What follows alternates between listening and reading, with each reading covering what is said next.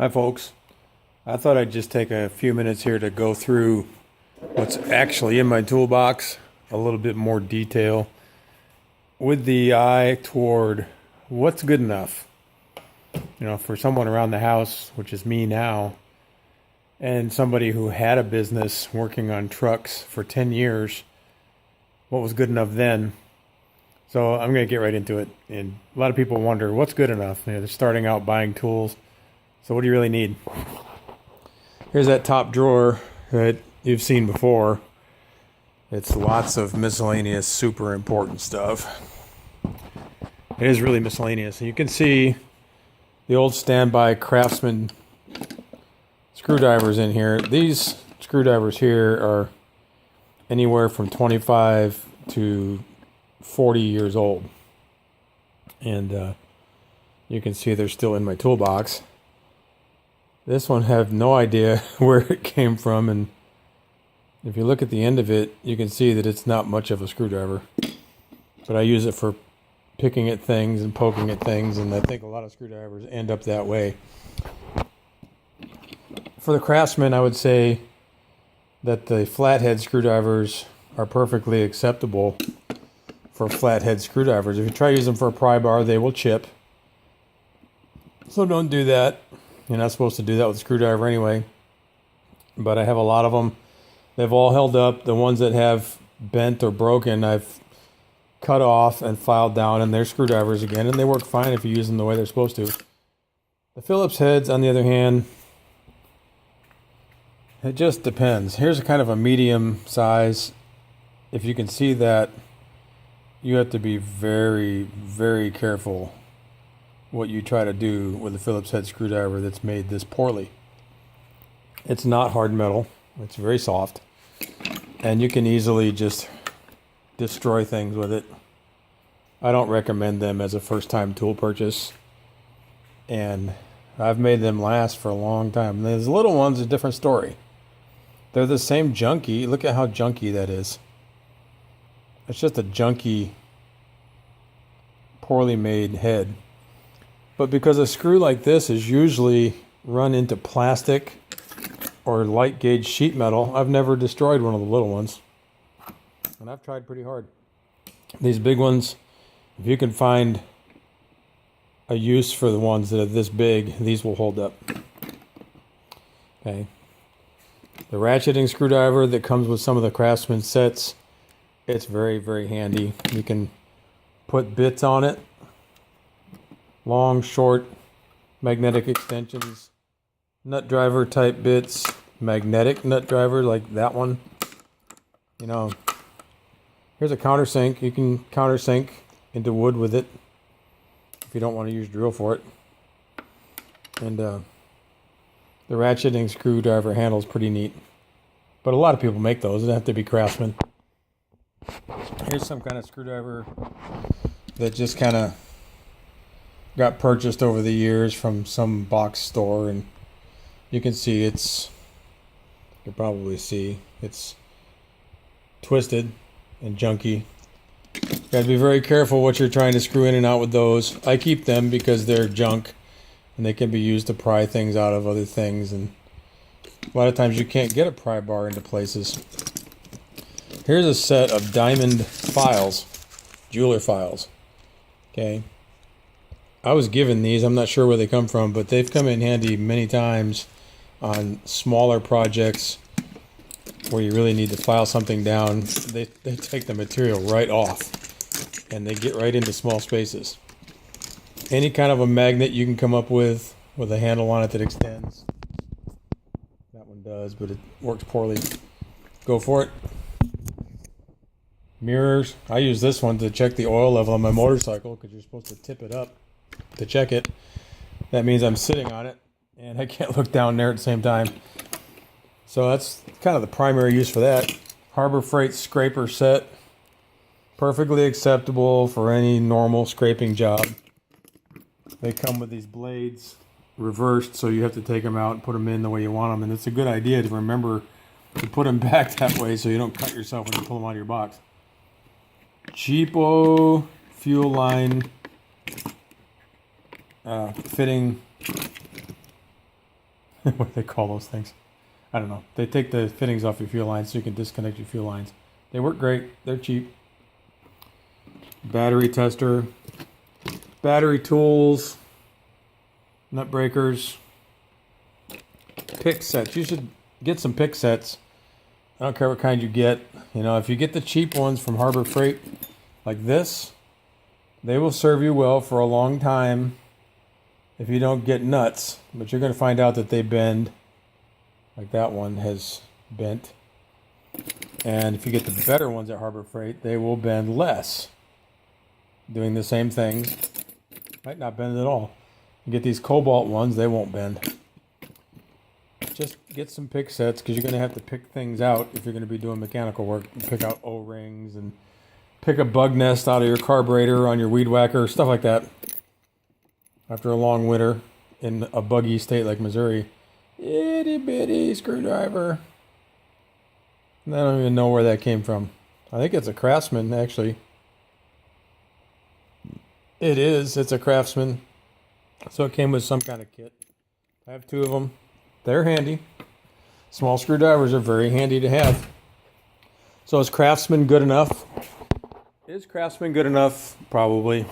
Don't forget, I was working on garbage trucks for 10 years with these screwdrivers, so they may have seen some more abuse than you're going to see around the house. Okay. If I thought I could invest in screwdrivers, by now I would have, and evidently I don't think I need to, so I need to be honest about it. These are the old Popular Mechanics brand that I don't think it's even sold anymore. I don't even know where I got them. I think I got them from Walmart. These sockets are also Popular Mechanics brand. And these may be, or they may be Harbor Freight. I'm not sure, but they have all held up. Granted, I don't have 900 foot-pound torque. Okay, I have this cheesy little Campbell Hausfeld 230 foot-pound impact wrench.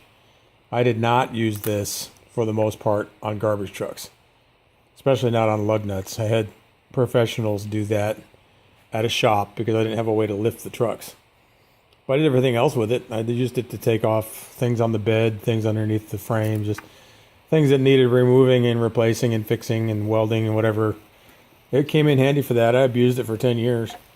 This is an all-trade air ratchet that was given to me, and it has done the same thing. It's seen hours and hours and hours and tons of use and abuse, and has about 45 foot-pounds of torque, I think.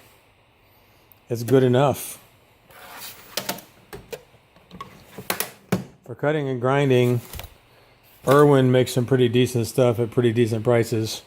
Another cheesy Campbell Hausfeld tool. I've used it and used it and used it and used it and used it and used it. It just won't die. I even made a impact hammer air chisel pickle fork, where I cut one of my attachments off and welded it to a cut-off pickle fork so I could get my Pitman arm off my old Dodge after almost 30 years. Nobody touched it, and I had to.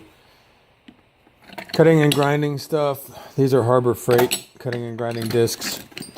I don't have much to say about those because they're expendables. They will wear down, but they all will. These cut-off wheels, a variety of Harbor Freight and other places. Wherever I find cut-off wheels, I just buy them Lowe's sometimes, especially if they're on sale. And this is a Central Pneumatic. This is a Harbor Freight item. It won't die. It's been there. It's like a 25-year-old tool. It probably cost me $10 back then. I don't know. Plenty good. This is a flanger. You put a little flange on sheet metal so that you can rivet and keep it flush. It goes on the air chisel. Honestly, I don't remember where I got it. But it's perfectly good. I'm sure it wasn't very expensive because I'm cheap. And this is just an Irwin set of spade bits that I got for my drill press. Drill press, what do I recommend? I can only recommend what I have. Perfectly good. Porter cable at Lowe's. And it was the most bang for the buck. I did a lot of research Very happy with it. So if you need a drill press and you want one that stands on the floor, which I did, so you can move it around and keep it off your workbench, because who wants a drill press on their workbench? I don't. Okay, you might, so maybe this isn't the one, but if you want one that stands up, get that one. It's nice. Harbor Freight Jack, highly recommended. Daytona.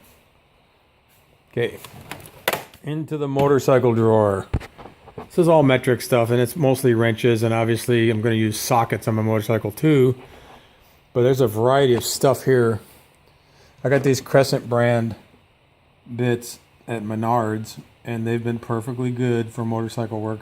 Remember, motorcycle work isn't generally high torque work. So Husky, Menards, whatever. Here's some old, really chintzy Harbor Freight, really old school Pittsburgh flare nut wrenches, but they are made in Taiwan. And they've held up, except for one that I broke doing something really stupid a long time ago. So they have a nice tight fit on your nuts and bolts.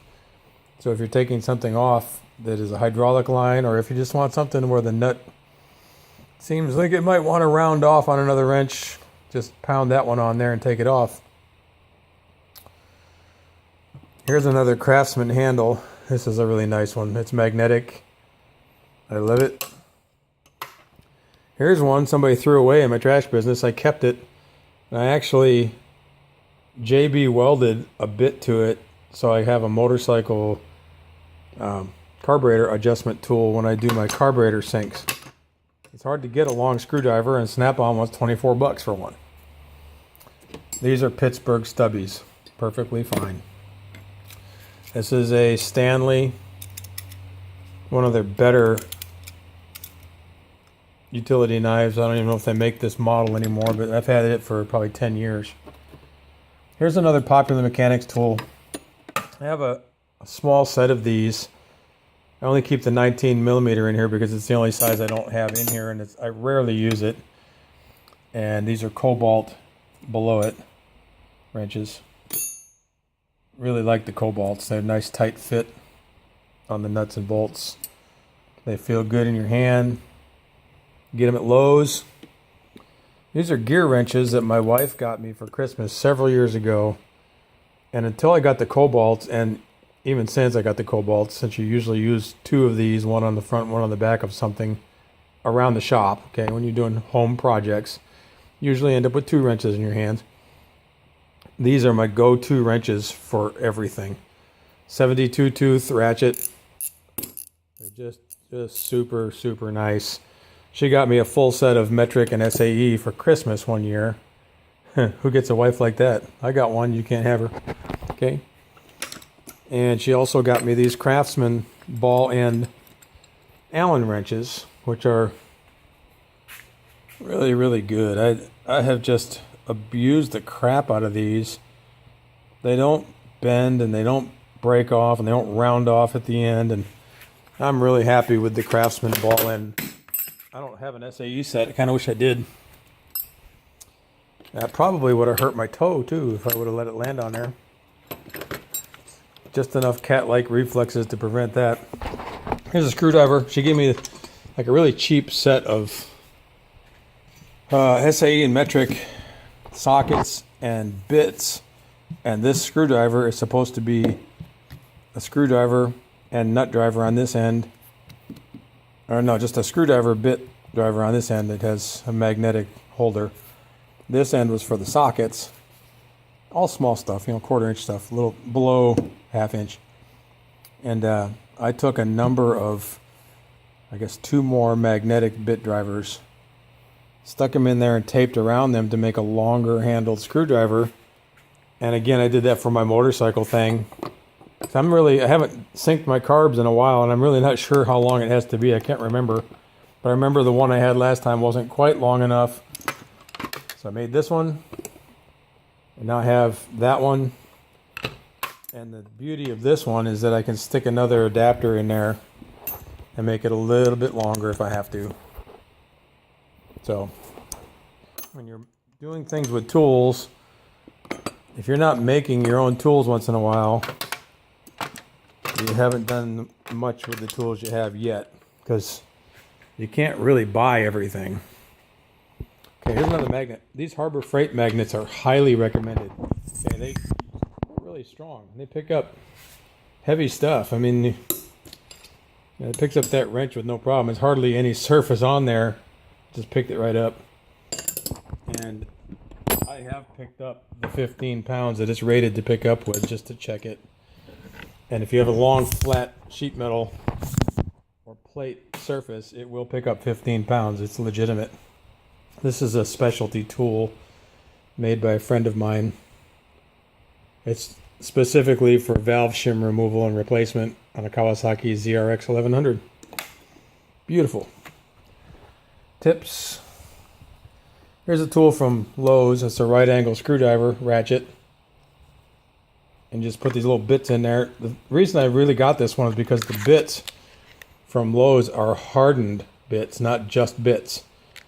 And hardened bits are very handy